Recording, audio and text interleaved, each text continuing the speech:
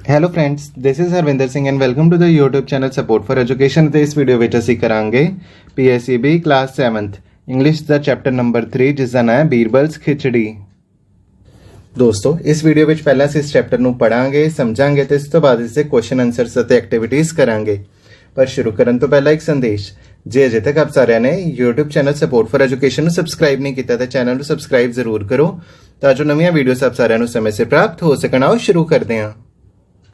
तो सब तो पहला ਅਸੀਂ ਕਰਾਂਗੇ ਪ੍ਰੀ ਰੀਡਿੰਗ। ਰੀਡਿੰਗ ਤੋਂ ਪਹਿਲਾਂ ਅਸੀਂ ਕੁਝ ਵਰਡਸ ਹੈ ਉਹਨਾਂ ਦੇ ਅਰਥ ਸਮਝ ਲੈਂਦੇ ਹਾਂ। ਸਭ ਤੋਂ ਪਹਿਲਾਂ ਗਲੋਇੰਗ ਦਾ ਅਰਥ ਹੁੰਦਾ ਹੈ ਚਮਕਣਾ। ਸਟਾਰਵਿੰਗ ਭੁੱਖਾ ਰਹਿਣਾ, ਭੁੱਖਾ ਮਰਨਾ। ਫਰੋਜ਼ਨ ਦਾ ਮਤਲਬ ਹੁੰਦਾ ਹੈ ਜੰਮਿਆ ਹੋਇਆ, ਐਕਸਟ੍ਰੀਮ, ਅਤ। ਡਿਜ਼ਰਵ ਹੱਕਦਾਰ, ਕੰਸੀਡਰ ਵਿਚਾਰ ਕਰਨਾ। ਵਾਰਮਥ ਨਿੱਘ। ਬ੍ਰਾਹਮਣ ਨੂੰ ਕਿਹਾ ਜਾਂਦਾ। ਤੇ ਦੋਸਤੋ ਐਸੇ ਕਿ ਡਿਫਿਕਲਟ ਵਰਡਸ। ਹੁਣ ਅਸੀਂ ਸਟੋਰੀ ਨੂੰ ਪੜ੍ਹਦੇ ਹਾਂ। ਇਟ ਵਾਜ਼ ਵਿੰਟਰ ਟਾਈਮ, ਸਰਦੀਆਂ ਦਾ ਸਮਾਂ ਸੀ। The ponds and lakes near Akbar's palace were all frozen. Ponds ਦਾ ਮਤਲਬ ਹੁੰਦਾ ਤਲਾਅ ਤੇ ਲੇਕਸ ਦਾ ਮਤਲਬ ਹੁੰਦਾ ਝੀਲਾਂ। ਪੈਲੇਸ ਦਾ ਮਤਲਬ ਹੁੰਦਾ ਮਹਿਲ ਤੇ ਜਿਸ ਦਾ ਅਰਥ ਹੈ ਕਿ ਅਕਬਰ ਦੇ ਮਹਿਲ ਦੇ ਨੇੜੇ ਸਾਰੇ ਝੀਲ ਅਤੇ ਤਲਾਅ ਜੰਮ ਗਏ ਸਨ। ਐਟ ਅਕਬਰਸ ਕੋਰਟ, ਅਕਬਰ ਦੇ ਦਰਬਾਰ ਵਿੱਚ। ਤੇ ਹੁਣ ਅਕਬਰ ਦੇ ਦਰਬਾਰ ਵਿੱਚ ਕੀ ਹੋ ਰਿਹਾ? Akbar asked Birbal, tell me one thing Birbal, do you think a man will do anything for money? ਤੇ ਅਕਬਰ ਨੇ ਬੀਰਬਲ ਨੂੰ ਪੁੱਛਿਆ, ਬੀਰਬਲ ਮੈਨੂੰ ਇੱਕ ਗੱਲ ਦੱਸ ਕਿ ਤੈਨੂੰ ਇਹ ਲੱਗਦਾ ਕਿ ਬੰਦਾ ਪੈਸਿਆਂ ਲਈ ਕੁਝ ਵੀ ਕਰ ਸਕਦਾ ਹੈ? Birbal replied, yes your majesty. Birbal ਨੇ ਕਿਹਾ, ਹਾਂ ਮਹਾਰਾਜ। Akbar ordered, all right then prove it. Akbar ਨੇ ਹੁਕਮ ਦਿੱਤਾ, ਠੀਕ ਹੈ, ਇਸ ਗੱਲ ਨੂੰ ਸਾਬਤ ਕਰੋ। The next day, Birbal came to the court along with the Brahmin. He was extremely poor and his family was starving. He had no money to feed them. ਅਗਲੇ ਦਿਨ ਬੀਰਬਲ ਇੱਕ ਬ੍ਰਾਹਮਣ ਦੇ ਨਾਲ ਦਰਬਾਰ ਵਿੱਚ ਆਇਆ ਤੇ ਉਹ ਬ੍ਰਾਹਮਣ ਬਹੁਤ ਗਰੀਬ ਸੀ ਤੇ ਉਸ ਦੀ ਫੈਮਿਲੀ, ਉਸ ਦਾ ਪਰਿਵਾਰ ਭੁੱਖਾ ਮਰ ਰਿਹਾ ਸੀ। ਉਸ ਬ੍ਰਾਹਮਣ ਕੋਲ ਆਪਣੇ ਪਰਿਵਾਰ ਨੂੰ ਰੋਟੀ ਖਵਾਉਣ ਵਾਸਤੇ ਵੀ ਪੈਸੇ ਨਹੀਂ ਸਨ। Birbal said to the king, this Brahmin is ready to do anything for the sake of money. Birbal ਨੇ ਰਾਜੇ ਨੂੰ ਕਿਹਾ ਕਿ ਇਹ ਬ੍ਰਾਹਮਣ ਪੈਸਿਆਂ ਦੇ ਲਈ ਕੁਝ ਵੀ ਕਰਨ ਨੂੰ ਤਿਆਰ ਹੈ। Akbar asked, will he do what I say? Akbar ਨੇ ਪੁੱਛਿਆ ਕਿ ਉਹ ਕਰੂਗਾ ਜੋ ਮੈਂ ਕਹਾਂਗਾ। Anything if I get some money to feed my family, said the poor Brahmin before Birbal could reply. ਤੇ ਬੀਰਬਲ ਦੇ ਉੱਤਰ ਦੇਣ ਤੋਂ ਪਹਿਲਾਂ ਹੀ ਉਸ ਬ੍ਰਾਹਮਣ ਨੇ ਉੱਤਰ ਦਿੱਤਾ ਕਿ ਮੈਂ ਕੁਝ ਵੀ ਕਰਨ ਨੂੰ ਤਿਆਰ ਹਾਂ, ਪਰ ਜੇ ਮੈਨੂੰ ਕੁਝ ਪੈਸੇ ਮਿਲ ਜਾਣ ਤਾਂ ਜੋ ਮੈਂ ਆਪਣੀ ਫੈਮਿਲੀ ਨੂੰ ਕੁਝ ਖਵਾ ਪਾਵਾਂ। The king said to the Brahmin, stand inside the frozen pond all through the night without any clothes and I will give you 2000 gold coins. ਤੇ ਰਾਜੇ ਨੇ ਬ੍ਰਾਹਮਣ ਨੂੰ ਕਿਹਾ, ਤੂੰ ਜੰਮੇ ਹੋਏ ਤਲਾਅ ਦੇ ਅੰਦਰ ਖੜਨਾ ਪੂਰੀ ਰਾਤ, ਉਹ ਵੀ ਬਿਨਾਂ ਕੱਪੜਿਆਂ ਦੇ, ਤੇ ਜੇ ਤੂੰ ਖੜੇਗਾ ਤਾਂ ਮੈਂ ਤੈਨੂੰ 2000 ਸੋਨੇ ਦੇ ਸਿੱਕੇ ਦੇਵਾਂਗਾ। The poor Brahmin needed money. ਉਸ ਗਰੀਬ ਬ੍ਰਾਹਮਣ ਨੂੰ ਪੈਸਿਆਂ ਦੀ ਲੋੜ ਸੀ। He had no choice. ਉਸ ਕੋਲ ਇਸ ਤੋਂ ਸਿਵਾ ਕੋਈ ਚਾਰਾ ਵੀ ਨਹੀਂ ਸੀ। He stood in the frozen pond all through the night shivering. Shivering ਦਾ ਅਰਥ ਹੁੰਦਾ ਕੰਬਦਾ ਹੋਇਆ। ਉਹ ਪੂਰੀ ਰਾਤ ਜੰਮੇ ਹੋਏ ਤਲਾਅ ਦੇ ਉੱਪਰ ਖੜਾ ਰਿਹਾ, ਉਹ ਵੀ ਕੰਬਦਾ ਹੋਇਆ। In the morning, he returned to Akbar's court to receive his reward of 2000 gold coins. ਤੇ ਸਵੇਰ ਦੇ ਸਮੇਂ ਉਹ ਅਕਬਰ ਦੇ ਦਰਬਾਰ ਵਿੱਚ ਆਇਆ ਆਪਣਾ ਇਨਾਮ ਲੈਣ ਲਈ ਤੇ ਉਸ ਦਾ ਇਨਾਮ ਕੀ ਸੀ? 2000 ਸੋਨੇ ਦੇ ਸਿੱਕੇ। The king asked the Brahmin, how could you stand in the frozen pond in such an extreme temperature? ਤੇ ਰਾਜੇ ਨੇ ਬ੍ਰਾਹਮਣ ਤੋਂ ਪੁੱਛਿਆ, ਤੂੰ ਜੰਮੇ ਹੋਏ ਤਲਾਅ ਦੇ ਅੰਦਰ ਇੰਨੀ ਠੰਡ ਵਿੱਚ ਕਿਸ ਤਰ੍ਹਾਂ ਖੜਾ ਰਿਹਾ? The innocent Brahmin replied, I could see faintly glowing lights of the palace a mile away, and that was a ray of hope for me. I kept looking at the lights and thinking about my family that they will get food if I continue to stand in the pond. ਭੋਲੇ ਭਾਲੇ ਬ੍ਰਾਹਮਣ ਨੇ ਉੱਤਰ ਦਿੱਤਾ, ਮੈਂ 1 ਮੀਲ ਦੂਰ ਮਹਿਲ ਦੀਆਂ ਧੁੰਦਲੀਆਂ ਰੋਸ਼ਨੀਆਂ ਵੱਲ ਵੇਖ ਰਿਹਾ ਸੀ ਤੇ ਉਹ ਰੋਸ਼ਨੀ ਮੇਰੇ ਲਈ ਉਮੀਦ ਦੀ ਕਿਰਨ ਸਨ ਕਿ ਰੇ ਆਫ ਹੋਪ ਸਨ। ਤੇ ਮੈਂ ਉਸ ਧੁੰਦਲੀ ਰੋਸ਼ਨੀ ਵੱਲ ਦੇਖ ਕੇ ਇਹ ਸੋਚ ਰਿਹਾ ਸੀ ਕਿ ਜੇ ਮੈਂ ਪੂਰੀ ਰਾਤ ਇੱਧਰ ਖੜਾ ਰਿਹਾ ਤਾਂ ਮੇਰੇ ਪਰਿਵਾਰ ਨੂੰ ਰੋਟੀ ਮਿਲੂਗੀ। Akbar suddenly became very stern. Stern ਦਾ ਮਤਲਬ ਹੁੰਦਾ ਸਖਤ ਜਾਂ ਕਠੋਰ। ਅਕਬਰ ਅਚਾਨਕ ਕਠੋਰ ਹੋ ਗਿਆ। He said harshly. ਉਸਨੇ ਤਿੱਖੇ ਸ਼ਬਦਾਂ ਵਿੱਚ ਗੁੱਸੇ ਵਿੱਚ ਕਿਹਾ, "O Brahmin, you have cheated me. I will not give you any reward for this. You looked at the palace lights and got warmth from the lights. You do not deserve the reward." Akbar ਨੇ ਕਿਹਾ, ਤੂੰ ਮੈਨੂੰ ਧੋਖਾ ਦਿੱਤਾ ਹੈ ਤੇ ਇਸ ਲਈ ਤੈਨੂੰ ਮੈਂ ਕੋਈ ਇਨਾਮ ਨਹੀਂ ਦੇਵਾਂਗਾ। ਤੂੰ ਮਹਿਲ ਦੀ ਰੋਸ਼ਨੀ ਵੱਲ ਦੇਖਿਆ ਤੇ ਉਸ ਰੋਸ਼ਨੀ ਦੇ ਕਾਰਨ ਤੈਨੂੰ ਹੀਟ ਮਿਲੀ, ਵਾਰਮਥ ਮਿਲੀ, ਇਸ ਲਈ ਤੈਨੂੰ ਕੋਈ ਇਨਾਮ ਨਹੀਂ ਮਿਲੂਗਾ। Birbal said, "Your Majesty, it is impossible to get the warmth from the lights glowing so far away." Birbal ਨੇ ਅਕਬਰ ਨੂੰ ਕਿਹਾ, ਮਹਾਰਾਜ, ਇੰਨੀ ਦੂਰੋਂ ਮਹਿਲ ਦੀ ਰੋਸ਼ਨੀ ਤੋਂ ਵਾਰਮਥ ਮਿਲਣਾ, ਨਿੱਘ ਮਿਲਣਾ ਜਾਂ ਹੀਟ ਮਿਲਣਾ ਨਾਮੁਮਕਿਨ ਹੈ। Akbar did not listen to him. Akbar ਨੇ ਬੀਰਬਲ ਦੀ ਗੱਲ ਨਹੀਂ ਸੁਣੀ। How could the poor Brahmin argue with the emperor? ਇੱਕ ਗਰੀਬ ਬ੍ਰਾਹਮਣ ਰਾਜੇ ਨਾਲ ਕਿਸ ਤਰ੍ਹਾਂ ਬਹਿਸ ਕਰ ਸਕਦਾ ਸੀ? He returned disappointed and barehanded from Akbar's court. ਉਹ ਉਦਾਸ ਅਤੇ ਖਾਲੀ ਹੱਥ ਅਕਬਰ ਦੇ ਮਹਿਲ ਤੋਂ ਵਾਪਸ ਚਲਾ ਗਿਆ। The next day, Birbal did not go to Akbar's court. He sent a messenger to the emperor saying that he would come to the court only after his khichdi gets cooked. ਅਗਲੇ ਦਿਨ ਬੀਰਬਲ ਅਕਬਰ ਦੇ ਦਰਬਾਰ ਵਿੱਚ ਹੀ ਨਹੀਂ ਆਇਆ ਤੇ ਉਸਨੇ ਇੱਕ Messenger ਹੁੰਦਾ ਦੂਤ, ਤੇ ਉਸਨੇ ਅਕਬਰ ਨੂੰ ਇੱਕ ਦੂਤ ਦੇ ਹੱਥ ਸੁਨੇਹਾ ਭੇਜਿਆ। ਕੀ ਸੁਨੇਹਾ ਭੇਜਿਆ? ਕਿ ਉਹ ਮਹਿਲ ਵਿੱਚ ਉਦੋਂ ਹੀ ਆਊਗਾ ਜਦੋਂ ਉਸਦੀ ਖਿਚੜੀ ਬਣ ਚੁੱਕੀ ਹੋਏਗੀ। Birbal did not turn up even after 5 days. 5 ਦਿਨਾਂ ਬਾਅਦ ਵੀ ਬੀਰਬਲ ਮਹਿਲ ਨਹੀਂ ਆਇਆ। The emperor himself went to Birbal's house to see what he was doing. ਤੇ ਰਾਜਾ ਆਪ ਬੀਰਬਲ ਦੇ ਘਰੇ ਗਿਆ ਇਹ ਦੇਖਣ ਲਈ ਕਿ ਬੀਰਬਲ ਕੀ ਕਰ ਰਿਹਾ। He saw that Birbal had lit the fire and kept the pot of uncooked khichdi 1 yard above the fire. ਤੇ ਅਕਬਰ ਨੇ ਘਰ ਜਾ ਕੇ ਕੀ ਦੇਖਿਆ ਕਿ ਬੀਰਬਲ ਨੇ ਅੱਗ ਲਾਈ ਹੋਈ ਹੈ ਤੇ ਜਿੱਥੇ ਥੱਲੇ ਅੱਗ ਲਾਈ ਹੋਈ ਹੈ ਤੇ ਇਸ ਤੋਂ 1 ਗਜ ਉੱਪਰ, ਜਿਵੇਂ ਫੋਟੋ ਵਿੱਚ ਤੁਸੀਂ ਦੇਖ ਸਕਦੇ ਹੋ, 1 ਗਜ ਉੱਪਰ ਉਸਨੇ ਪੋਟ ਰੱਖਿਆ ਹੋਇਆ ਜਿਸ ਵਿੱਚ ਉਹ ਖਿਚੜੀ ਬਣਾ ਰਿਹਾ। Akbar said, "Birbal, I considered you to be the wisest in this country, but you have proved me wrong." ਤੇ ਅਕਬਰ ਨੇ ਬੀਰਬਲ ਨੂੰ ਕਿਹਾ ਕਿ ਮੈਂ ਤੈਨੂੰ ਇਸ ਦੇਸ਼ ਵਿੱਚ ਸਭ ਤੋਂ ਸਿਆਣਾ ਬੰਦਾ ਸਮਝਦਾ ਸੀ, ਪਰ ਤੂੰ ਮੈਨੂੰ ਗਲਤ ਸਾਬਤ ਕੀਤਾ। Birbal said, "Why, your majesty?" Birbal ਨੇ ਕਿਹਾ, ਕਿਉਂ ਮਹਾਰਾਜ? Akbar said, "How will the khichdi get cooked when it is 1 yard above the fire?" ਤੇ ਅਕਬਰ ਨੇ ਕਿਹਾ ਕਿ ਖਿਚੜੀ ਬਣੂਗੀ ਕਿਸ ਤਰ੍ਹਾਂ ਕਿ ਉਹ ਅੱਗ ਤੋਂ 1 ਗਜ ਦੀ ਦੂਰੀ ਤੇ ਹੈ। What is wrong with you, Birbal? Birbal, ਤੈਨੂੰ ਕੀ ਹੋ ਗਿਆ? Birbal kept stirring the pot and replied, "Oh my great emperor, when it is possible for a person to receive warmth from the faintly glowing lights a mile away, then it should be possible for this khichdi, which is just a yard above the fire, to get cooked." ਤੇ steering ਦਾ ਮਤਲਬ ਹੁੰਦਾ ਸਮਾਨ ਨੂੰ ਹਿਲਾਣਾ, ਵੀ ਉਸ ਮਟਕੇ ਅੰਦਰ ਜੋ ਵੀ ਖਿਚੜੀ ਦਾ ਸਮਾਨ ਹੈ ਤੇ ਬੀਰਬਲ ਉਸ ਨੂੰ ਹਿਲਾ ਰਿਹਾ ਸੀ। ਤੇ ਬੀਰਬਲ ਨੇ ਜਵਾਬ ਦਿੱਤਾ, ਉਹ ਮੇਰੇ ਮਹਾਨ ਰਾਜਾ, ਜਦੋਂ ਇੱਕ ਬੰਦੇ ਨੂੰ 1 ਮੀਲ ਦੂਰ ਤੋਂ ਮਹਿਲ ਦੀ ਧੁੰਦਲੀ ਜੀ ਰੋਸ਼ਨੀ ਤੋਂ ਵੀ ਜਿਹੜੀ ਵਾਰਮਥ ਉਹ ਮਿਲ ਸਕਦੀ ਹੈ, ਠੀਕ ਉਸੇ ਤਰ੍ਹਾਂ ਇਸ ਖਿਚੜੀ ਨੂੰ ਸਿਰਫ 1 ਗਜ ਦੀ ਦੂਰੀ ਤੋਂ ਜਿਹੜੀ ਵਾਰਮਥ ਹੈ ਉਹ ਮਿਲ ਸਕਦੀ ਹੈ। Akbar realized his mistake. Akbar ਨੂੰ ਆਪਣੀ ਗਲਤੀ ਦਾ ਅਹਿਸਾਸ ਹੋਇਆ। He called the poor Brahmin and gave him 2000 gold coins.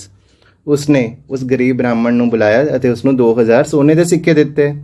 Akbar was happy that Birbal had helped him to realize his mistake. ਤੇ ਅਕਬਰ ਹੁਣ ਬਹੁਤ ਖੁਸ਼ ਸੀ ਕਿ ਬੀਰਬਲ ਨੇ ਉਸਨੂੰ ਉਸਦੀ ਗਲਤੀ ਦਾ ਅਹਿਸਾਸ ਕਰਵਾਇਆ। ਤੇ ਦੋਸਤੋ, ਐਸੀ ਕੀ ਕਹਾਣੀ ਬੀਰਬਲਸ ਖਿਚੜੀ। ਤੇ ਮੈਨੂੰ ਪੂਰੀ ਉਮੀਦ ਹੈ ਕਿ ਆਪ ਸਾਰਿਆਂ ਨੂੰ ਇਹ ਕਹਾਣੀ ਬਹੁਤ ਹੀ ਚੰਗੀ ਤਰ੍ਹਾਂ ਸਮਝ ਆ ਗਈ ਹੋਏਗੀ। ਹੁਣ ਅਸੀਂ ਕਰਾਂਗੇ ਇਸ ਦੀ ਬੈਕ ਐਕਸਰਸਾਈਜ਼, ਜਿਸ ਵਿੱਚ ਸਭ ਤੋਂ ਪਹਿਲਾਂ ਹੈ ਵੋਕੈਬਲਰੀ ਐਕਸਪੈਂਸ਼ਨ, ਸਾਡੀ ਸ਼ਬਦਾਵਲੀ ਵਿੱਚ ਵਾਧਾ, ਐਕਟੀਵਿਟੀ 2। ਤੇ ਇਸ ਵਿੱਚ ਅਸੀਂ ਸਿੱਖਾਂਗੇ ਪ੍ਰੀਫਿਕਸਿਸ ਐਂਡ ਸਫਿਕਸਿਸ। ਪ੍ਰੀਫਿਕਸਿਸ ਹੁੰਦਾ ਸ਼ਬਦ ਤੋਂ ਪਹਿਲਾਂ ਲੱਗਣ ਵਾਲੇ ਸ਼ਬਦ, ਜਿਸ ਨੂੰ ਅਸੀਂ ਪੰਜਾਬੀ ਵਿੱਚ ਅਗੇਤਰ ਕਹਿੰਦੇ ਹਾਂ। ਤੇ ਸਫਿਕਸਿਸ ਕੀ ਹੁੰਦਾ? ਸ਼ਬਦ ਤੋਂ ਬਾਅਦ ਲੱਗਣ ਵਾਲੇ ਸ਼ਬਦ ਜਿਸ ਨੂੰ ਅਸੀਂ ਪਿਛੇਤਰ ਕਹਿੰਦੇ ਹਾਂ। ਤੇ ਐਕਟੀਵਿਟੀ 2 ਵਿੱਚ ਅਸੀਂ ਇਹ ਸਮਝਦੇ ਹਾਂ। Look at the following words, break them into smaller words and look up to the meaning of the words if required। ਤੇ ਥੱਲੇ ਸ਼ਬਦਾਂ ਨੂੰ ਦੇਖੋ ਤੇ ਉਸਨੂੰ ਛੋਟੇ-ਛੋਟੇ ਸ਼ਬਦਾਂ ਵਿੱਚ ਬ੍ਰੇਕ ਕਰੋ ਤੇ ਉਸਦੇ ਅਰਥ ਲੱਭਣ ਦੀ ਕੋਸ਼ਿਸ਼ ਕਰੋ।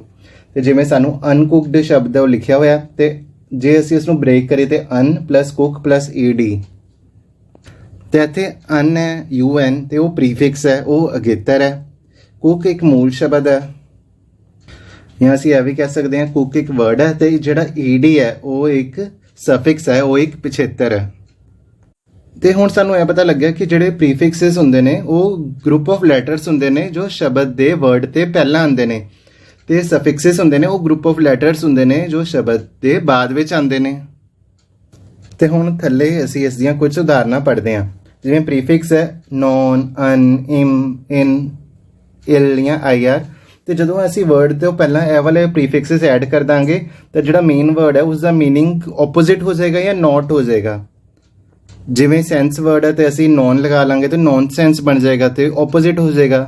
ਜਿਵੇਂ ਹੈਪੀ ਵਰਡ ਹੈ ਤੇ ਅਸੀਂ ਪ੍ਰੀਫਿਕਸ un ਲਗਾ ਲਾਂਗੇ ਤੇ ਉਹ ਅਨਹੈਪੀ ਬਣ ਜਾਏਗਾ, ਉਸ ਦਾ ਮੀਨਿੰਗ ਹੀ ਆਪੋਜ਼ਿਟ ਹੋ ਜਾਏਗਾ।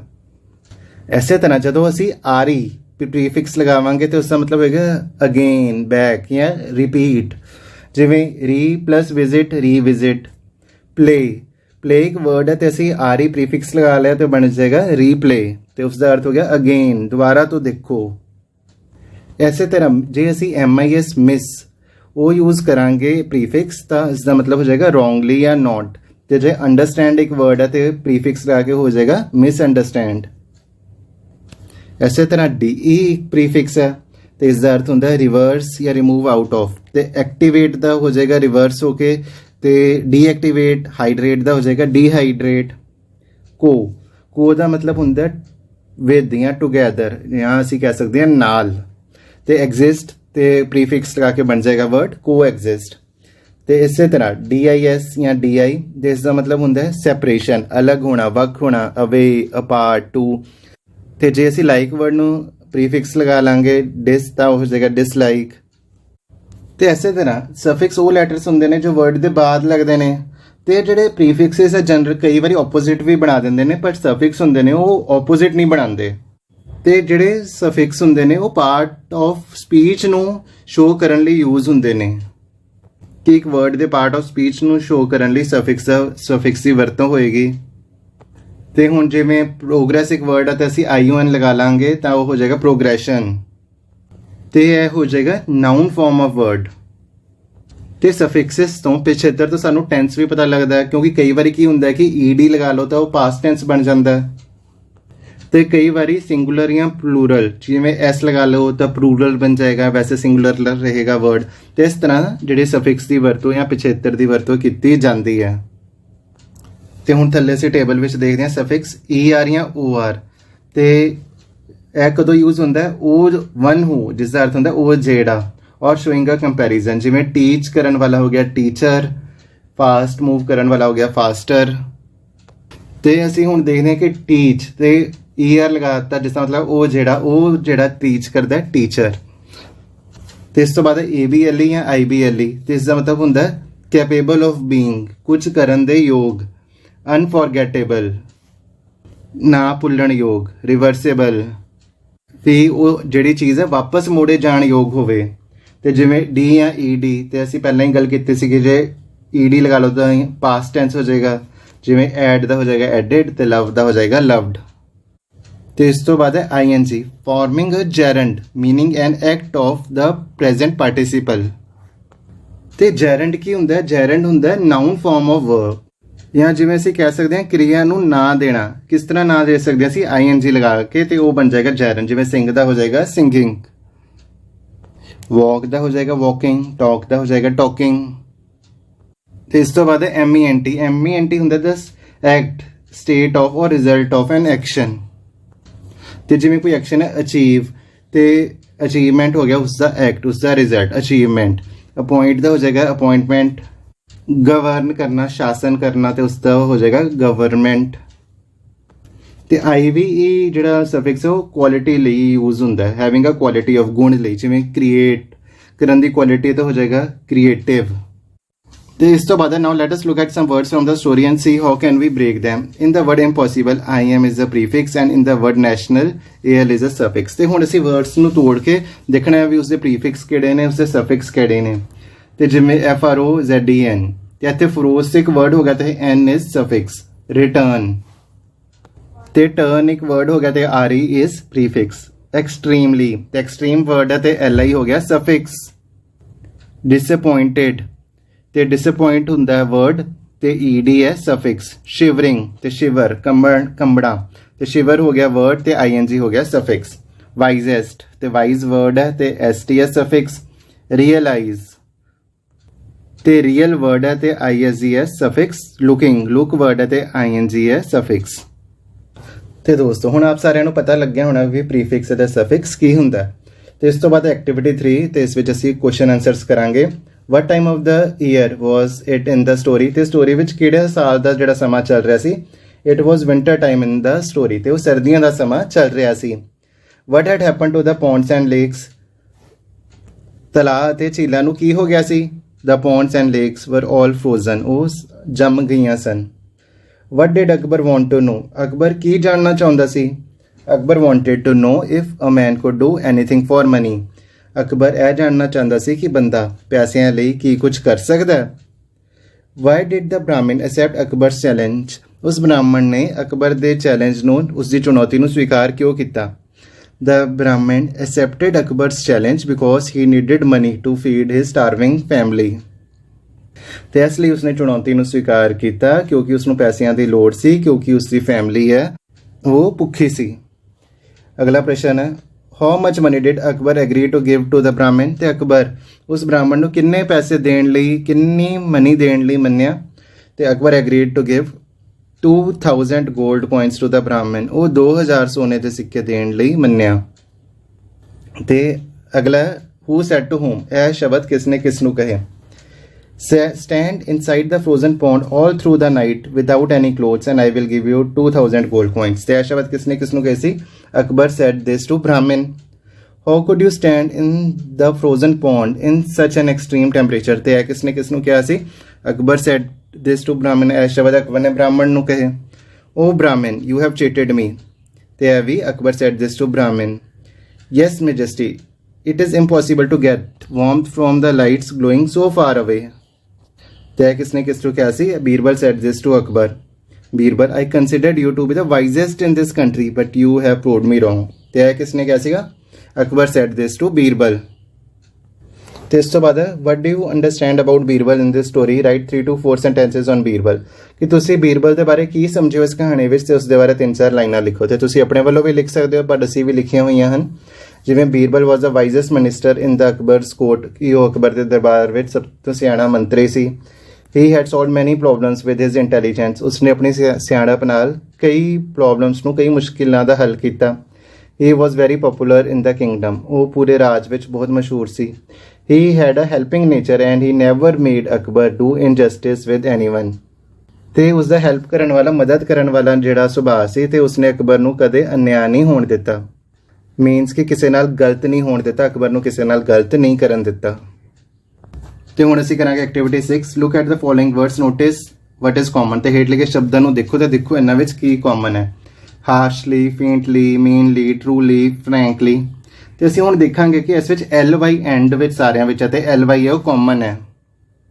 ਤੇ ਜਿਹੜੇ ਸ਼ਬਦ LY ਨਾਲ ਐਂਡ ਹੁੰਦੇ ਨੇ ਉਹ ਜ਼ਿਆਦਾਤਰ ਐਡਵਰਬਸ ਹੁੰਦੇ ਨੇ। ਐਡਵਰਬਸ ਹੁੰਦਾ ਹੈ ਐਡਜੈਕਟਿਵ ਆਫ ਵਰਬ, ਜਿਸ ਦਾ ਅਰਥ ਹੈ ਕਿ ਕਿਰਿਆ ਦੀ ਵਿਸ਼ੇਸ਼ਤਾ ਦੱਸਣ ਵਾਲੇ ਸ਼ਬਦ, ਜਾਂ ਅਸੀਂ ਪੰਜਾਬੀ ਵਿੱਚ ਉਸਨੂੰ ਕਿਰਿਆ ਵਿਸ਼ੇਸ਼ਣ ਵੀ ਕਹਿ ਸਕਦੇ ਹਾਂ। They add to the quality of verb. ਤੇ ਉਹ ਕਿਰਿਆ ਦੀ ਕੁਆਲਿਟੀ ਨੂੰ ਵਧਾਉਂਦੇ ਹਨ। ਜਿਵੇਂ ਕਿ ਅਸੀਂ ਲਾਈਨ ਦੇਖਦੇ ਹਾਂ ਕਿ ਉਹ ਦੌੜਦਾ ਹੈ ਤੇ ਸੈਂਟੈਂਸ ਹੈ ਹੀ ਰਨਸ। ਤੇ ਇਸ ਤੋਂ ਸਾਨੂੰ ਇਹ ਪਤਾ ਲੱਗਾ ਕਿ ਵਰਬ ਹੈ ਰਨਸ ਹੈ, ਬਟ ਉਹ ਦੌੜਦਾ ਹੈ ਤੇ ਪਰ ਇਸ ਦੀ ਵਿਸ਼ੇਸ਼ਤਾ ਨਹੀਂ ਹੈ। ਪਰ ਜਦੋਂ ਅਸੀਂ ਇਹ ਕਵਾਂਗੇ ਹੀ ਰਨਸ ਫਾਸਟ, ਉਹ ਤੇਜ਼ ਦੌੜਦਾ ਹੈ ਤੇ ਤੇਜ਼ ਜਾਂ ਫਾਸਟ ਹੋ ਗਿਆ, ਇਸ ਤੋਂ ਸਾਨੂੰ ਉਸਦੀ ਵਰਬ ਦੀ ਰਨ ਜਿਹੜਾ ਵਰਬ ਹੈ ਉਸਦੀ ਵਿਸ਼ੇਸ਼ਤਾ ਪਤਾ ਲੱਗ ਰਹੀ ਹੈ। ਤੇ ਇਸ ਤਰ੍ਹਾਂ ਕਿਰਿਆ ਦੀ ਵਿਸ਼ੇਸ਼ਤਾ ਦੱਸਣ ਵਾਲੇ ਸ਼ਬਦਾਂ ਨੂੰ ਕਿਰਿਆ ਵਿਸ਼ੇਸ਼ਣ ਜਾਂ ਐਡਵਰਬ ਕਿਹਾ ਜਾਂਦਾ। ਤੇ ਹੁਣ क्रिया विशेषण या एडवर्ब्स ਦੀਆਂ ਕਈ ਕਿਸਮਾਂ ਹੁੰਦੀਆਂ ਹਨ ਤੇ एडवर्ब्स ऑफ मैनर ਜਿਸ ਦਾ ਅਰਥ ਹੁੰਦਾ ਪ੍ਰਕਾਰਵਾਚਕ क्रिया विशेषण usually take li after a word ਤੇ ਜਨਰਲੀ ਜਿਹੜੇ एडवर्ब्स ऑफ मैनर ਹੁੰਦੇ ਨੇ ਪ੍ਰਕਾਰਵਾਚਕ क्रिया विशेषण ਹੁੰਦੇ ਨੇ ਉਹਨਾਂ ਵਿੱਚ ly ਵਰਬ ਤੋਂ ਬਾਅਦ ਉਹ ਲੱਗਦਾ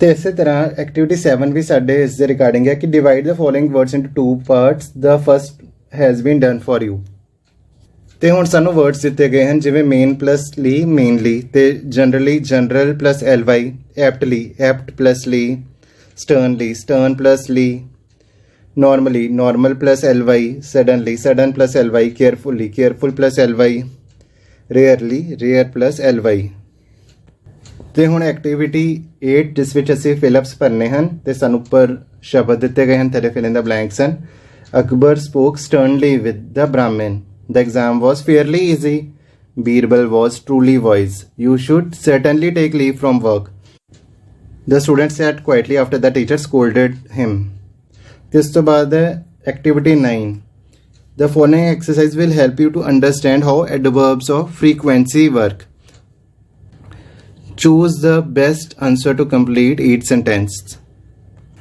ਤੇ ਫ੍ਰੀਕੁਐਂਸੀ ਹੁੰਦਾ ਕਿਸੇ ਚੀਜ਼ ਦਾ ਵਾਪਰਨਾ ਕਿ ਉਹ ਜਿਹੜੀ ਚੀਜ਼ ਕਈ ਵਾਰੀ ਵਾਪਰ ਰਹੀ ਹੈ ਕਿੰਨੀ ਵਾਰੀ ਵਾਪਰ ਰਹੀ ਹੈ ਤੇ ਸਾਨੂੰ ਉਹ ਪਤਾ ਲੱਗਦਾ ਹੈ ਜਿਵੇਂ ਫਸਟ ਹੈ I dash late on weekends ਤੇ I usually get up late on weekends ਕਿ ਮੈਂ ਅਕਸਰ ਵੀਕਐਂਡਸ ਵਿੱਚ ਸੈਟਰਡੇ ਸੰਡੇ ਨੂੰ ਲੇਟ ਉੱਠਦਾ ਹਾਂ ਤੇ ਇਸ ਤੋਂ ਬਾਅਦ my father is never late for work how often do you travel on weekends Tim is often early for class ਕਿ ਉਹ ਕਲਾਸ ਵਿੱਚ ਅਕਸਰ ਪਹਿਲਾਂ ਹੀ ਪਹੁੰਚ ਜਾਂਦਾ ਹੈ when do you usually go on vacation each year ਕਿ ਤੁਸੀਂ ਸਾਲ ਵਿੱਚ ਅਕਸਰ ਛੁੱਟੀਆਂ ਮਨਾਉਣ ਕਦੋਂ ਜਾਂਦੇ ਹੋ ਵੈਕੇਸ਼ਨ ਤੇ ਜਾਣਾ ਹੁੰਦਾ ਛੁੱਟੀਆਂ ਮਨਾਉਣ ਜਾਣਾ ਤੇ ਉਸ ਤੋਂ ਬਾਅਦ ਹੈ ਐਕਟੀਵਿਟੀ 10 ਪੇਅਰ ਵਰਕ ਤੇ ਇਸ ਵਿੱਚ ਕੀ ਕਰਨਾ ਸੀ ਕਿ ly ਵਾਲੇ ਵਰਡਸ ਨੇ ਉਹ ਲੱਭਣੇ ਨੇ ਤੇ ਉਸ ਨੂੰ ਟੇਬਲ ਤੇ ਵੀ ਮਾਰਕ ਕਰਨਾ ਹੈ ਤੇ ਅਗਲੇ ਪੇਜ ਵਿੱਚ ਵੀ ਉਹ ਵਰਡਸ ਲਿਖਣੇ ਹਨ ਜਿਵੇਂ ਸਭ ਤੋਂ ਪਹਿਲਾਂ ਅਸੀਂ ਦੇਖਾਂਗੇ ਸਰਟਨਲੀ ਸੈਕਿੰਡ ਲਾਈਨ ਵਿੱਚ ਹੋ ਜਾਏਗਾ ਐਪਟਲੀ ਉਸ ਤੋਂ ਬਾਅਦ ਹੋ ਜਾਏਗਾ ਕੋਸਟਲੀ ਐਂਡਲੈਸਲੀ ਫਲੈਟਲੀ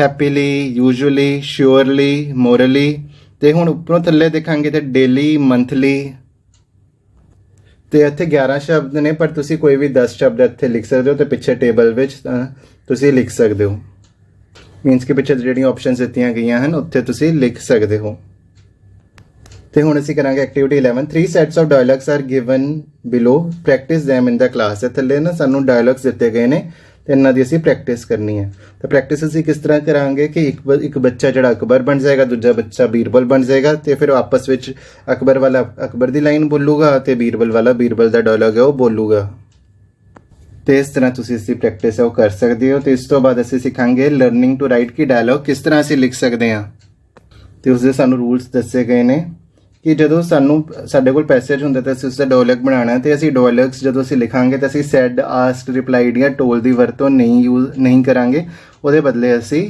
ਟੂ ਦੀ ਵਰਤੋਂ ਕਰਾਂਗੇ ਤੇ ਅੱਗੇ ਅਸੀਂ ਡਾਇਲੌਗਸ ਬਣਾਵਾਂਗੇ ਨਾ ਤਾਂ ਹੋਰ ਵੀ ਜਦ ਤੁਹਾਨੂੰ ਕਲੀਅਰ ਹੋ ਜਾਏਗਾ ਯੂਜ਼ ਕੋਲਨ ਆਫਟਰ ਐਡਰੈਸੀ ਪੁੱਟ ਇਨ ਦਾ ਰਾਉਂਡ ਬ੍ਰੈਕਟ ਤੇ ਜਿਹੜਾ ਬੰਦਾ ਕਹਿ ਰਿਹਾ ਪਹਿਲਾਂ ਉਸਦਾ ਨਾਂ ਲਿਖੋ ਫਿਰ ਬ੍ਰੈਕਟ ਵਿੱਚ ਜਿਸ ਨੂੰ ਕਹਿ ਰਿਹਾ ਤੇ ਉਸਦਾ ਨਾਂ ਲਿਖੋ ਤੇ ਡਾਇਲੌਗਸ ਵਿੱਚ ਜਿਹੜੇ ਇਨਵਰਟਡ ਕਾਮਾਸ ਹੈ ਉਸ ਦੀ ਵਰਤੋਂ ਨਹੀਂ ਕੀਤੀ ਜਾਂਦੀ ਤੇ ਹੁਣ ਥੱਲੇ ਦੇਖਦੇ ਹਾਂ ਕਿ ਸਭ ਤੋਂ ਪਹਿਲਾਂ ਅਸੀਂ ਲੈਫਟ ਵਾਲਾ ਪੋਰਸ਼ਨ ਦੇਖਦੇ ਹਾਂ ਬੀਰਬਲ ਟੋਲਡ ਦਾ ਮੈਸੇਂਜਰ ਤੇ comma inverted comma give my message to the emperor ਤੇ ਇਸ ਦਾ ਅਸੀਂ ਡਾਇਲੌਗ ਕਿਸ ਤਰ੍ਹਾਂ ਬਣਾਵਾਂਗੇ ਤੇ ਪਹਿਲਾਂ ਤਾਂ ਟੋਲਡ ਹਟਾ ਦੇਣਾ ਟੋਲਡ ਦੇ ਬਦਲੇ ਲਗਾ ਦੇਣਾ ਟੂ ਤੇ ਉਸ ਤੋਂ ਬਾਅਦ ਕੀ ਹੋਏਗਾ ਬੀਰਬਲ ਫਿਰ ਬ੍ਰੈਕਟ ਲਗਾ ਦੇਣਗੇ round bracket Birbal bracket to the messenger ਤੇ ਉਸ ਤੋਂ ਬਾਅਦ ਅਸੀਂ ਲਗਾਣਾ ਹੈ ਕੋਲਨ ਲਗਾਣਾ ਤੇ ਕੋਮਾ ਤੇ ਇਨਵਰਟਡ ਕੋਮਾ ਉਹ ਹਟਾ ਦੇਣੇ ਨੇ ਤੇ ਉਸ ਤੋਂ ਬਾਅਦ ਉਹੀ ਲਾਈਨ ਲਿਖ ਦੇਣੀ ਹੈ give my message to the emperor ਪਰ ਜੇ ਸਾਨੂੰ ਦੂਜੇ ਢੰਗ ਨਾਲ ਸਟੇਟਮੈਂਟ ਦਿੱਤੀ ਹੋਈ ਜਿਵੇਂ ਰਾਈਟ ਸਾਈਡ ਵਿੱਚ ਦਿੱਤੀ ਹੈ Birbal tells a messenger to go to the emperor and give him a message ਤੇ ਇੱਥੇ ਟੈਲਸ ਹਟਾ ਦੇਣਾ ਤੇ ਟੈਲਸ ਦੇ ਬਦਲੇ ਲੈਣਾ ਟੂ ਤੇ ਉਸ ਤੋਂ ਬਾਅਦ ਬੀਰਬਲ ਤੋਂ ਬਾਅਦ ਆ ਜਾਏਗੀ bracket round bracket Birbal to the messenger ਫਿਰ ਬਾਅਦ ਵਾਲਾ ਟੂ ਹੈ ਉਹ ਹਟਾ ਦੇਣਾ ਉਸ ਦੇ ਬਦਲੇ ਆ ਜਾਏਗਾ ਕੋਲਨ ਤੇ ਫਰਸਟ ਵਰਡ ਕੈਪੀਟਲ ਕਰ ਦੇਣਾ go to the emperor and give him a message ਤੇ ਇਸ ਤਰ੍ਹਾਂ ਬਹੁਤ ਈਜ਼ੀਲੀ ਅਸੀਂ ਡਾਇਲੌਗਸ ਪੜ੍ਹਾ ਲੈਂਦੇ ਹਾਂ ਤੇ ਹੁਣ ਜਦੋਂ ਅਸੀਂ ਐਕਟੀਵਿਟੀ 12 ਕਰਾਂਗੇ ਸਰ ਪ੍ਰੈਕਟੀਕਲ ਕਰਾਂਗੇ ਤੇ ਹੋਰ ਸਾਨੂੰ ਜ਼ਿਆਦਾ ਕਲੀਅਰ ਹੋ ਜਾਏਗਾ Akbar said, Birbal, I considered you to be the wisest in this country, but you have proved me wrong. ਤੇ ਇੱਥੇ ਕੀ ਕਰਨਾ ਹੈ, ਅਕਬਰ ਲਿਖਣਾ ਹੈ, ਅਕਬਰ ਤੋਂ ਬਾਅਦ ਹੈ ਸੈਡ ਹਟਾ ਦੇਣਾ ਹੈ ਤੇ ਉਸਨੇ ਬੀਰਬਲ ਨੂੰ ਕਿਹਾ ਤੇ ਬ੍ਰੈਕਟ ਵਿੱਚ ਅਸੀਂ ਲਿਖ ਦੇਣਾ ਅਕਬਰ ਬ੍ਰੈਕਟ ਟੂ ਬੀਰਬਲ ਫਿਰ ਕੋਲਨ ਫਿਰ I considered you to be the wisest in this country but you have proved me wrong ਤੇ ਇਸ ਤਰ੍ਹਾਂ ਅਸੀਂ ਲਿਖਤਾ ਪਰ ਜਿਹੜੇ ਇਨਵਰਟਡ ਕੋਮਾ ਇੱਥੇ ਨਹੀਂ ਲਗਾਣੇ ਤੇ ਦੂਜਾ ਕਰਦਾ ਬੀਰਬਲ ਸੈਡ ਵਾਈ ਯੂਅਰ ਮੈਜੈਸਟੀ ਤੇ ਬੀਰਬਲ ਨੇ ਅਕਬਰ ਨੂੰ ਕਿਹਾ ਸੀ ਤੇ ਬੀਰਬਲ ਆ ਜਾਊਗਾ ਪਹਿਲਾਂ ਫਿਰ ਬ੍ਰੈਕਟ ਵਿੱਚ ਟੂ ਅਕਬਰ ਫਿਰ ਬ੍ਰੈਕਟ ਬੰਦ ਫਿਰ ਕੋਲਨ ਵਾਈ ਯੂਅਰ ਮੈਜੈਸਟੀ ਉਸ ਤੋਂ ਬਾਅਦ ਕੁਐਸਚਨ ਮਾਰਕ ਤੇ ਇਨਵਰਟਡ ਕੋਮਾ ਇੱਥੇ ਵੀ ਨਹੀਂ ਹੈਗੇ ਤੇ ਇਸੇ ਤਰ੍ਹਾਂ ਤੀਜੀ statement Akbar said how will the khichdi get cooked when it is 1 meter above the fire? What is wrong with you, Birbal? ਤੇ ਅਕਬਰ ਨੇ ਬੀਰਬਲ ਨੂੰ ਕਿਹਾ ਸੀਗਾ ਅਕਬਰ ਬ੍ਰੈਕਟ ਟੂ ਬੀਰਬਲ ਫਿਰ ਬ੍ਰੈਕਟ ਬੰਦ colon how will the khichdi get cooked when it is 1 meter above the fire? What is wrong with you? ਤੇ ਕਿਉਂਕਿ ਉਸਨੇ ਬੀਰਬਲ ਨੂੰ ਕਿਹਾ ਸੀ ਤੇ ਐਸੇ ਕਰਕੇ ਅਸੀਂ ਜਿਹੜਾ ਐਂਡ ਵਾਲਾ ਬੀਰਬਲ ਹੈ ਉੱਥੇ ਮੈਂਸ਼ਨ ਨਹੀਂ ਕੀਤਾ ਤੇ ਉਸ ਤੋਂ ਬਾਅਦ ਸਾਡੀ last activity 13 students will go to this Student will do this activity in a group of 4 to 5 ਤੇ 4 ਜਾਂ 5 ਵਿਦਿਆਰਥੀਆਂ ਦਾ ਤੁਸੀਂ ਗਰੁੱਪ ਬਣਾ ਸਕਦੇ ਹੋ ਤੇ ਉਸ ਤੋਂ ਬਾਅਦ ਸਮਾਲ ਪੈਰਾਗ੍ਰਾਫ ਲਿਖਣਾ ਹੈ ਤੇ ਪੈਰਾਗ੍ਰਾਫ ਲਿਖਣ ਦਾ ਵੀ ਇੱਥੇ ਬਹੁਤ ਈਜ਼ੀ ਢੰਗ ਦਿੱਤਾ ਗਿਆ ਕਿ ਪਹਿਲਾਂ ਜਿਹੜੇ ਕੁਐਸਚਨਸ ਪੁੱਛੇ ਗਏ ਨੇ ਤੇ ਉਹਨਾਂ ਦੇ ਆਨਸਰ ਕਰਨੇ ਨੇ ਤੇ ਉਹਨਾਂ ਦੇ ਆਨਸਰਸ ਨੂੰ ਐਜ਼ ਇਟ ਇਜ਼ ਥੱਲੇ ਲਿਖ ਦੇਣਾ ਹੈ ਪੈਰਾਗ੍ਰਾਫ ਵਾਲੇ ਬਾਕਸ ਵਿੱਚ ਜਿਵੇਂ ਸਭ ਤੋਂ ਪਹਿਲਾਂ ਵੇਅਰ ਡਿਡ ਯੂ ਗੋ ਤੇ ਸਾਨੂੰ ਸੋਲਵ ਕਰਕੇ ਦਿੱਤਾ ਗਿਆ ਆਈ ਵੈਂਟ ਟੂ ਸ਼ਿਮਲਾ ਕਿ ਟੌਪਿਕ ਹੈ ਵਿਜ਼ਿਟ ਟੂ ਹਿਲ ਸਟੇਸ਼ਨ ਤੇ ਉਸ ਦੇ ਬਾਰੇ ਕੁਐਸਚਨਸ ਨੇ ਤੇ ਅਸੀਂ ਆਨਸਰਸ ਨੂੰ ਹੀ ਐਜ਼ ਅ ਪੈਰਾਗ੍ਰਾਫ ਵਿੱਚ ਇੱਥੇ ਥੱਲੇ ਲਿਖਣਾ ਹੈ who did you go with ਤੁਸੀਂ ਕਿਸ ਨਾਲ ਗਏ ਸੀਗੇ I went there with my parents how do you reach there we reach there by bus ਵੀ ਤੁਸੀਂ ਕਿਸ ਤਰ੍ਹਾਂ ਗਏ ਸੀਗੇ ਤੁਸੀਂ ਬੱਸ ਵਿੱਚ ਗਏ ਸੀਗੇ ਹਾਊ ਲੌਂਗ ਡਿਡ ਇਟ ਟੇਕ ਤੇ ਤੁਹਾਨੂੰ ਕਿੰਨਾ ਸਮਾਂ ਲੱਗਿਆ ਇਟ ਟੁਕ 5 ਆਵਰਸ ਸਾਨੂੰ 5 ਘੰਟੇ ਲੱਗੇ ਵੇਅਰ ਡਿਡ ਯੂ ਸਟੇ ਕਿ ਤੁਸੀਂ ਕਿੱਧਰ ਰੁਕੇ ਸੀ ਵੀ ਸਟੇਡ ਇਨ ਅ ਹੋਟਲ ਅਸੀਂ ਹੋਟਲ ਵਿੱਚ ਰੁਕੇ ਸੀ what did you do during the day ਤੇ ਤੁਸੀਂ ਦਿਨ ਦੇ ਸਮੇਂ ਕੀ ਕੀਤਾ we visited many tourist places during the day ਅਤੇ ਅਸੀਂ ਕਾਫੀ ਜ਼ਿਆਦਾ ਟੂਰਿਸਟ ਪਲੇਸਿਸ ਵਿੱਚ ਗਏ ਸੀਗੇ what do you do at night ਤੁਸੀਂ ਰਾਤ ਦੇ ਸਮੇਂ ਕੀ ਕੀਤਾ we came back to the hotel and took dinner at night ਕਿ ਅਸੀਂ ਹੋਟਲ ਵਿੱਚ ਵਾਪਸ ਆਏ ਤੇ ਅਸੀਂ ਡਿਨਰ ਕੀਤਾ how was your trip ਕਿ ਤੁਹਾਡੀ ਯਾਤਰਾ ਕਿਸ ਤਰ੍ਹਾਂ ਸੀ her trip was mind blowing ਤੇ ਬਹੁਤ ਵਧੀਆ ਸੀ ਤੇ ਹੁਣ ਜਿਹੜਾ ਥੱਲੇ ਵਾਲਾ ਬਾਕਸ ਦਿੱਤਾ ਗਿਆ ਤੇ ਇਸ ਵਿੱਚ ਤੁਸੀਂ ਆਨਸਰਸ ਹੈ I went to Shimla I went there with my parents we reach there by bus it took 5 hours we stayed in a hotel we visited many tourist places during the day we came back to the hotel and took dinner at night a trip was mind blowing ਤੇ ਇਸ ਦੇ answers ਤੁਸੀਂ ਇੱਥੇ ਥੱਲੇ ਲਿਖ ਦੇਣਾ ਤੇ ਤੁਹਾਡਾ ਪੈਰਾ ਬਣ ਜਾਊਗਾ ਤੇ ਦੋਸਤੋ ਇਹ ਸੀਗਾ ਤੁਹਾਡਾ ਲੈਸਨ ਮੈਨੂੰ ਪੂਰੀ ਉਮੀਦ ਹੈ ਕਿ ਆਪ ਸਾਰਿਆਂ ਨੂੰ ਇਹ ਲੈਸਨ ਬਹੁਤ ਹੀ ਚੰਗੀ ਤਰ੍ਹਾਂ ਸਮਝ ਆ ਗਿਆ ਹੋਵੇਗਾ ਮਿਲਾਂਗੇ ਆਪ ਸਾਰਿਆਂ ਨੂੰ ਅਗਲੇ ਵੀਡੀਓ ਦੇ ਵਿੱਚ ਅਗਲੇ ਲੈਸਨ ਦੇ ਨਾਲ ਉਦੋਂ ਤੱਕ ਆਪਣੇ ਅਧਿਆਪਕ ਸਰਦਾਰ ਹਰਵਿੰਦਰ ਸਿੰਘ ਨੂੰ ਦਿਓ ਇਜਾਜ਼ਤ ਸਤਿ ਸ੍ਰੀ ਅਕਾਲ